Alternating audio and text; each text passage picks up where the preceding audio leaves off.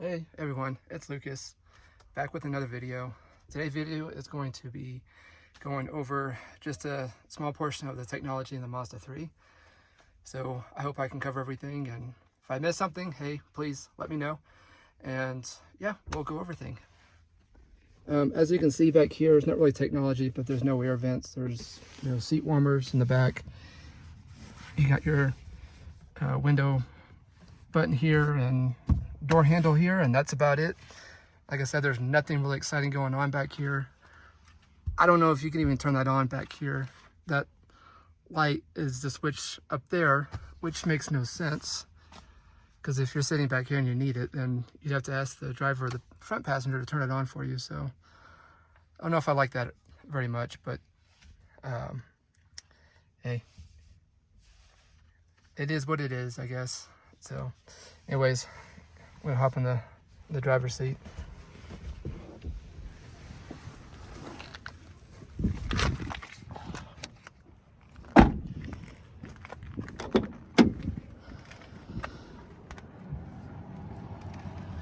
There is no power seats. It's all manual. It is, surprisingly. Push button start. There's that noise. I don't like that noise very much. It's kind of hot. Okay, well, I will just start from my left and go all the way to my right. Obviously got door switches here. You've got the lock button, obviously, all the window switches. For the mirrors, that's for obviously left and right. I mean, there's nothing too complicated that you can't figure out. You've got your lock switch buttons here, and it is the same over there on the passenger side. Hopefully you can see that well. Coming back over. As I said before, you got a lot of blank switches here. I'm not so sure what this is for. Probably drive information.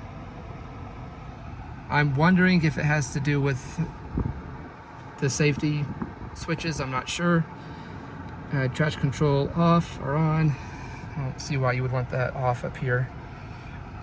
You got your switch up here. That's actually on, which isn't a good thing. Turn that back to auto. You got your switches here for the volume, source, Bluetooth, info. Got your horn. I'm not going to honk it because there's people around. I won't be rude. You got a couple of blank switches here. Cruise control is right there. I'm assuming that's how you set it, and that's how you cancel it. This right here is for your turn signal and your windshield wipers.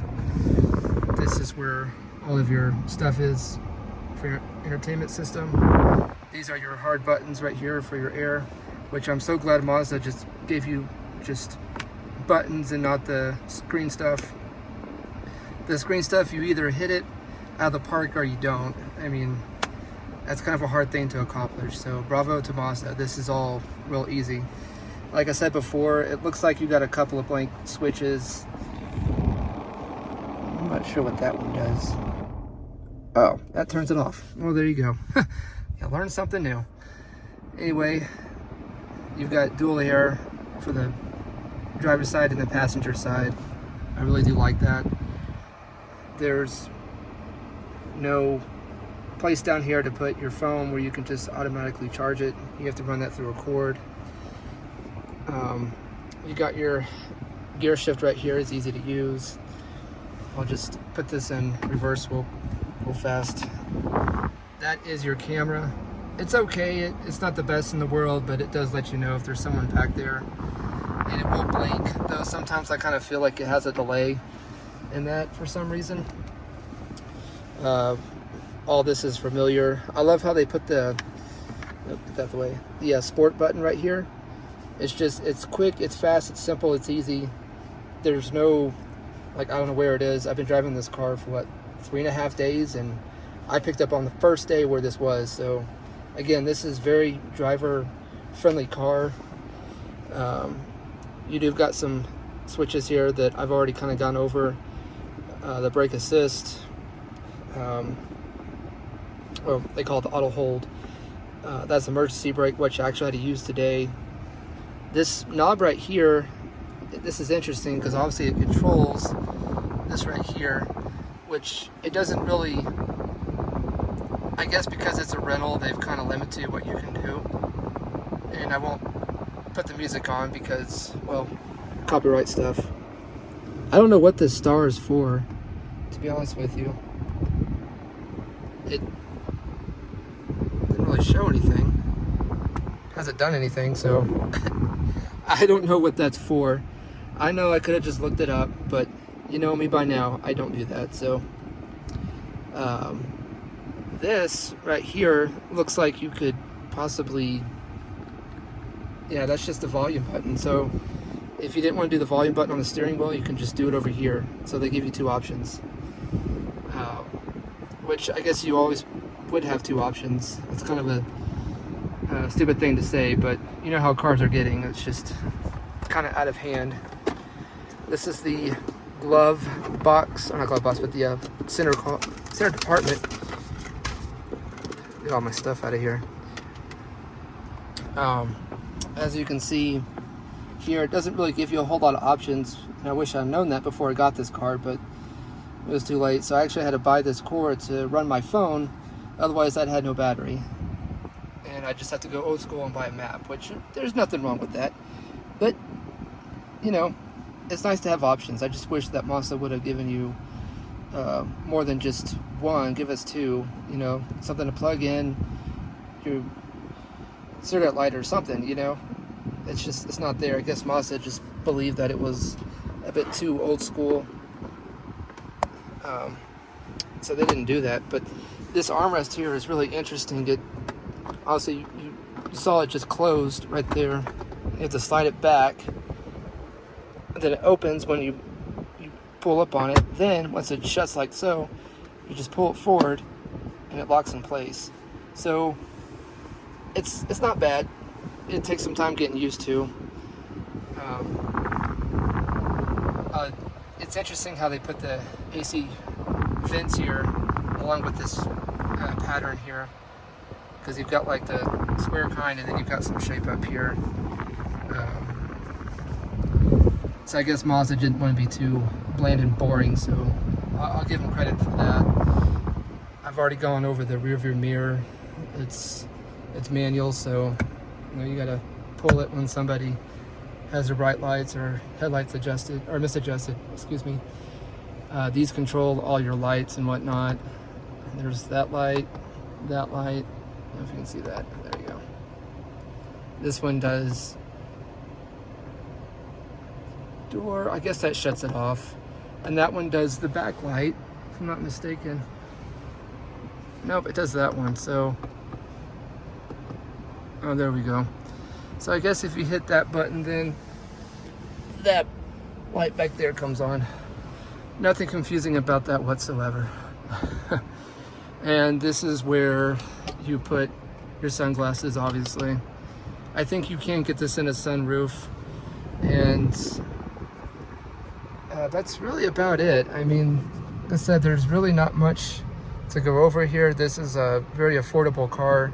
I think it starts off at around $24,000. I think this is the sport mode car, so this is, I think, bumped up to $25,000. And bravo to Mazda, you can get this in a manual for all you manual people out there. So if you're wanting to look at Mazda, hey, just know you can get this Mazda 3 in a manual or automatic, like, which is what I have here. But anyways, yeah, there's really not much more to go over. All the features and whatnot. Like I said, I tried messing with this thing yesterday, but you know, it doesn't really seem to let you do much of anything than music. So, and I've already tried tapping into the navigation, and it's already told me that it needs to be upgraded or has like a some sort of card thing, which I wonder if that's what this little thing right down here is, where my finger is. I wonder if that's where it goes to do the navigation. I'm not sure, but I imagine it's just another expense fee that Mazda will probably tell you don't get because it's not worth it, or if your vehicle already just comes with it, then hey, you're good in that department too. So I guess it just really depends. I don't understand why car companies don't make things standard anymore, considering how much money they charge you for these automobiles. It's not anything affordable anymore. So if you're gonna spike the prices, then you ought to give us more options standard, because we use stuff like navigation, and of course we went a long time without this, but I tell you, ever since I had it, you know, have it in my Camry, now I've had it in this rental car, that's like one of the best options right there. So you don't have to keep your foot on the brake all the time, especially in traffic, you know. It's a really nice feature to have.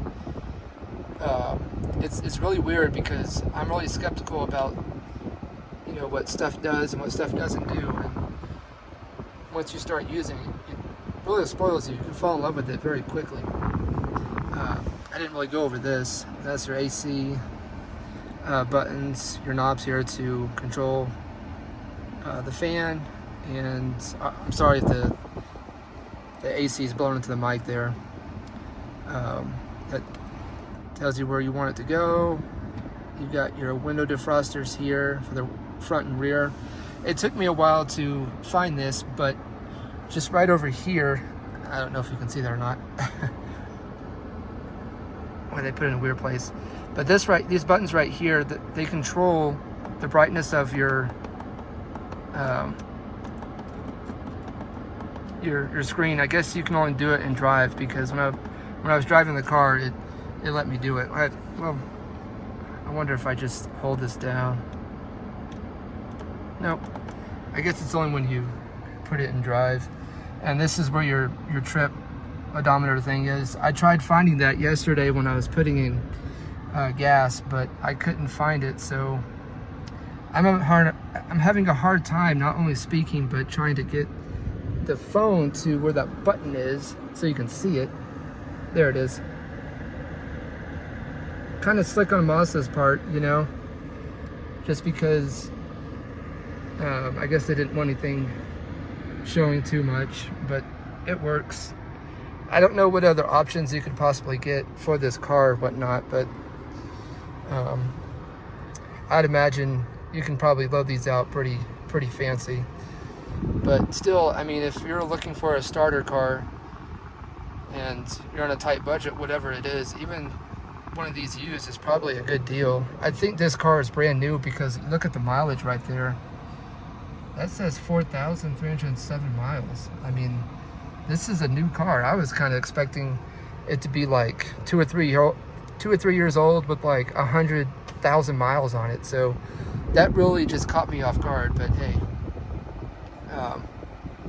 I'll take it.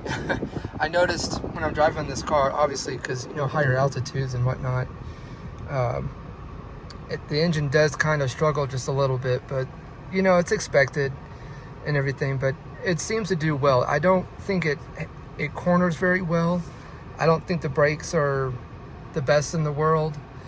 I actually had to remove the floor mat because it had slipped up where the gas pedal is and it was sticking. So luckily I caught that. Now I had to remove it. So when I take this car back, I'm going to tell them about it. It's like, hey, be careful, because you know the mats in this car, they move on you. So that's kind of like a lawsuit waiting to happen there. You got your speakers right here. I mean, honestly, this is a simple car. It's not the biggest car. I still find myself, you know, bumping my head and elbows on everything. But once you're driving and you're positioned where you want to be, it's fine. But just getting to that point, that kind of stinks. But you know, I guess it is what it is. Something too, that when you take your car into gear and you start driving, like in my car, for instance, the moment you put it into reverse, the locks on cars, I know this is anything new, but you know, they lock automatically. They just, boom, they lock. Well, with this one, here for Mazda, you have to start driving for a while, then the locks come on. I know that stuff's been around for a while, but this is just for people that are curious about this car, and you know, maybe you're wanting to know a little bit more information about it and stuff like that. So that's what I've have learned about it. And two, they don't unlock until you put the gear or your car back into park. That's when they become unlocked and everything.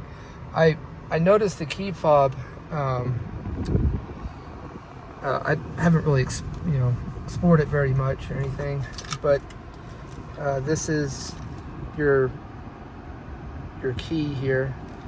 I got a right-handed, so but this is the key that you would get.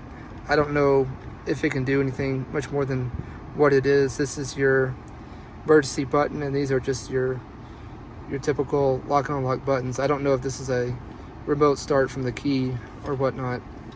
Maybe so. Maybe you can get that feature. That's a question for Mazda, but I noticed just how, like I said, how big the key is. It's a pretty big key. I just wonder if it can do more than what it shows, but you didn't turn this video on to talk about keys, so anyways, this is just a short tutorial on the Mazda 3 inside of how it works. It's very simple. There's nothing too hard or too frustrating with it. I think once you get in this car, you're going to find that you're going to love it, and it's easy, it's simple to drive, it's quiet, it's smooth. It doesn't go over bumps very well, but it gets the job done. Some of the roads here in Colorado are pretty rough, but that's just about everywhere you go. So anyway, I hope that you can find this video to be informative. It's just a basic, go over review. Once you get in this car, you're going to know how to drive it just in the first day owning it. Like I said, there's nothing really too complicated. You may spend a little more time on this part right here with the screen on how it works, but that's probably the only moment you'll find yourself spending your most time with. But I'm sure the owner's manual will probably help with some of that stuff too. But all in all, though, I think that this car is a good car. I wouldn't mind having it myself personally. Maybe if it was just a little bit bigger, it would really suit me. But I gotta tell you though, before I end this, I know this is all about electronics and stuff, but the material in this car, like all the, I know it's nothing fancy, but like that's very smooth texture. You got a little bit, whatever this stuff is right here for material. I mean, all the stuff that you're bumping and touching, it's nice. It doesn't feel too cheap, even though it's a $24,000 car. So I have to give Mazda a whole lot of credit. They really know how to make good vehicles and whatnot. So anyways, I'll end this. As always, please comment, like, share, and subscribe. Thank you for watching my video. Have a good day. Bye.